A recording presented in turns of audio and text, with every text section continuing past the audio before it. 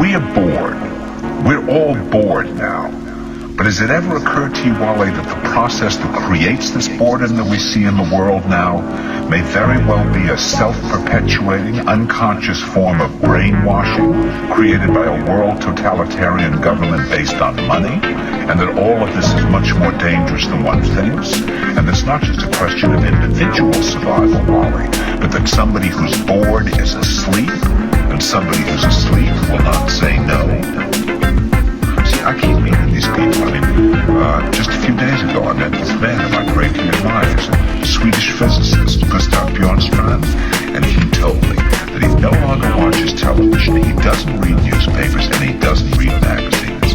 He's completely cut them out of his life because he really does feel that we're living in some kind of Orwellian nightmare now, and that everything that you hear now contributes to turning you into a robot. When I was at Findhorn, I met this extraordinary English tree expert who had devoted his life to saving trees. He just got back from Washington, lobbying to save the redwoods.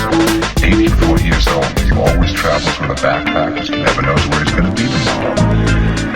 When I met him at Findhorn, he said to me, "Where are you from?" I said, "New York." He said, New York, yes, that's a very interesting place. Do you know a lot of New Yorkers who keep talking about the fact that they want to leave but never do? I said, "Oh, yes." He said, "Why do you think they don't leave?" I gave him different banal theories. He said, "Oh, I don't think it's that way at all."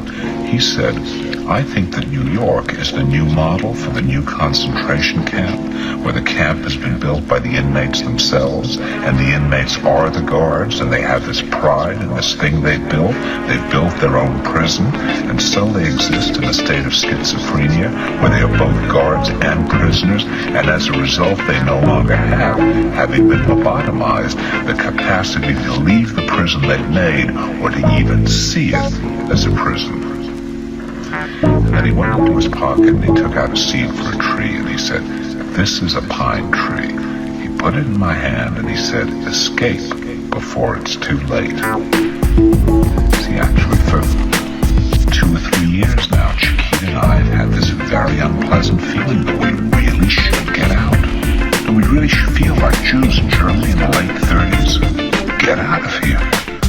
Of course, the problem is where to go, because it seems quite obvious that the whole world is going in the same direction.